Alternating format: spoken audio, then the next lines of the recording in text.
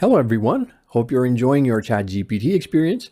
However, the world of artificial intelligence is moving so fast that it can get hard to keep up. Luckily, OpenAI, the company that created ChatGPT, has created a Discord server for ChatGPT users. So to get started, first log on to your ChatGPT website and look to the left menu.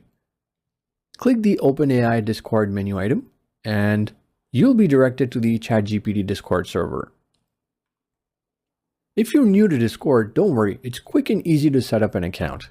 You can select a username, click continue, fill in the details, and then you can also download their app as well from the homepage. So you can visit discord.com and you can select download for Windows because I'm on Windows. If you're on a Mac, that might show you download for Mac, and then you can download and set up the app. If you already have a Discord account, you can simply sign in either through the website or Discord app and join the server. Once you've joined the Discord channel, you'll notice that you have the OpenAI icon right here. So you can click this and it's going to open up the welcome page for you. Since I'm already a member, the welcome page doesn't show me. But here's what it might look like. And then you may want to click one of the get roles, or there would be an option for you to verify yourself or perform some action. These things keep changing from time to time. So at whatever point you're watching the video, you'll be greeted by the Discord channel bot for OpenAI, and you can follow the instructions, which include probably clicking one of these buttons or performing a small action or typing some text.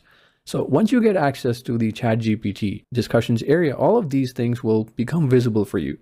You can see ChatGPT discussions where there's an active community and there's usually a lot of chat going on at any given point in time. Feel free to ask your questions. You have questions for OpenAI as well and GPT-3, the model that powers ChatGPT, technically ChatGPT 3.5 at the point of this recording.